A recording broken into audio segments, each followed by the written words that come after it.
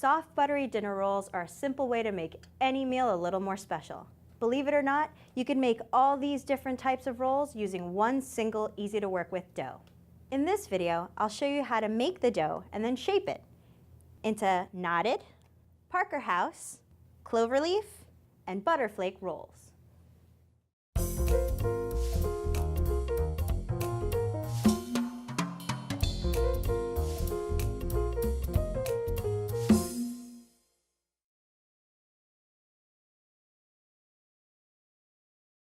The dough you use for all these rolls is soft and easy to work with, and it all comes together in a stand mixer.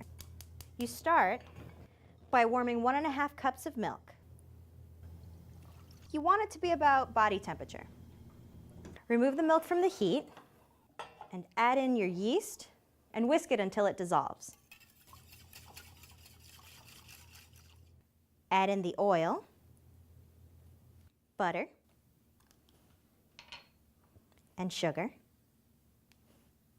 and whisk it again.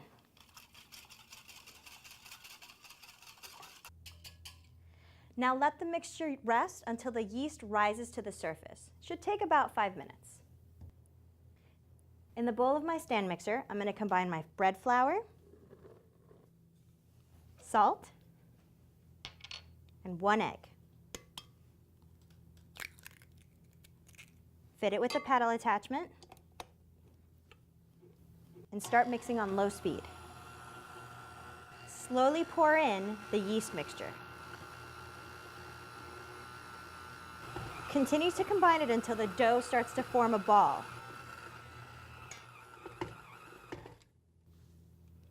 All our dough's together, so now we're going to let it rest for about 5 minutes. Now we're going to knead the dough. You're going to want to switch out your paddle attachment and put in your dough hook. Mix on low speed for another 3 minutes. After 3 minutes, the dough should feel soft and pliable. When you poke it with your finger, it should feel tacky but not sticky. Now we're going to start working the dough with our hands. Unlike other bread dough, you don't want to incorporate too much flour because you'll dry out the surface. So I'm going to oil my countertop rather than dust it with flour. Put your dough on your oil. You want to fold 4 corners into the center. Crimp them all together, then turn your dough over, and you have a compact dough ball. You then put this in an oiled bowl to proof. Cover it in plastic wrap and let it rise until it's double in size, and then we'll be ready to shape our rolls.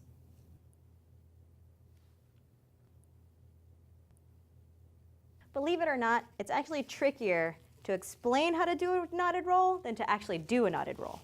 To start, divide your dough into 18 pieces. Use a scale to make sure each piece is the same size. They should be about 2¼ ounces each. I'm now going to start rolling my dough into 12-inch long ropes. Remember, our counter is oiled, not floured.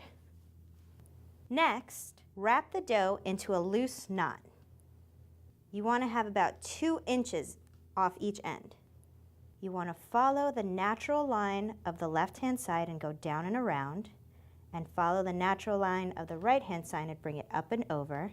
Pinch the 2 ends together, and then shape it into a nice round. And now this goes onto a baking sheet that I've lined with parchment and sprayed with cooking spray. And just repeat the process for the rest of the rolls. Make a 12-inch long rope, form it into a loose knot,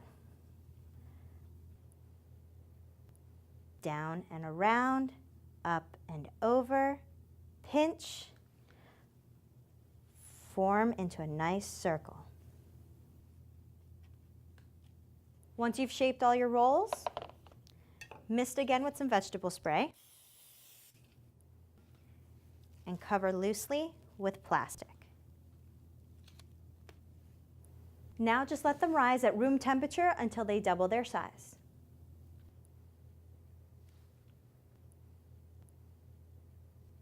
Parker House rolls were created at the Parker House Hotel in Boston. They're a classic shape that looks a little bit like a calzone. They're also the easiest shapes to make out of this dough. First, I've divided my dough into 18 pieces like I did for the knotted roll. Then you're going to want to spread a little oil on your countertop. Take one of your 18 pieces and flatten it till it's about 1/3 of an inch thick and about 4 inches long in an oval or an oblong shape. Brush the dough with a little egg wash and fold the right side over the left so it doesn't quite meet up with the left side. It should be about 1/2 inch shorter than the left edge once folded. Press the top side gently, just along the edge here, to seal it. Traditionally, Parker House rolls have a dusting of flour across the top. To do this, you just dip the top side of the dough into a wide dish of flour. Or, if you prefer, you can brush the top of the rolls with egg wash for a golden finish. Now we repeat the process with the rest of the dough. Flatten, brush with the egg wash, fold, seal, and dip.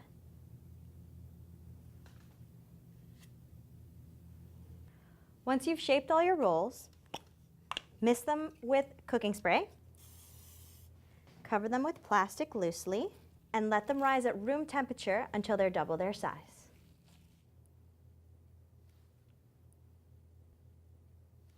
Cloverleaf rolls are another classic shape that are really easy to make. These rolls are made in muffin tins, so I'm going to start by misting the muffin tins. As with the other rolls, I've divided my dough into 18 pieces.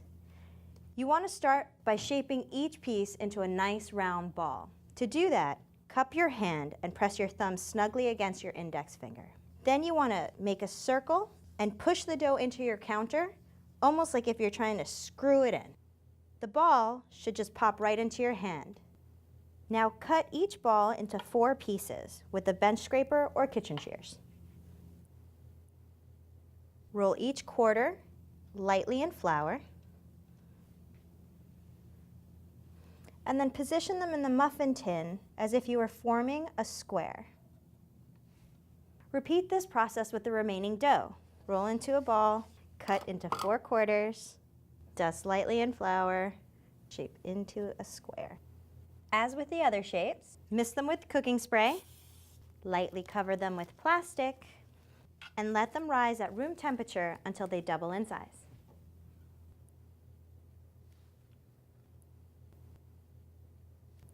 Butterflake rolls with their fan of layers brushed with melted butter are another popular shape.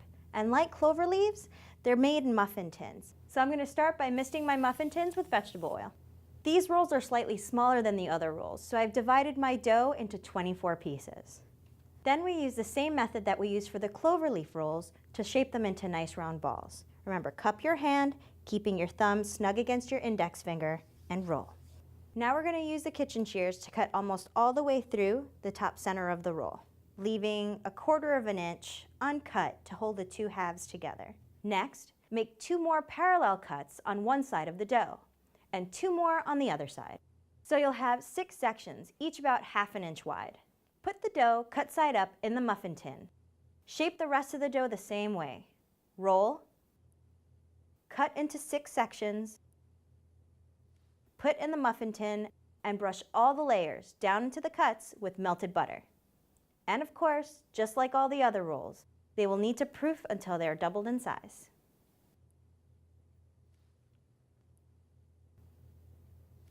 Just before putting the knotted rolls in the oven, brush them with egg wash, and if you like, sprinkle with poppy seeds and sesame seeds.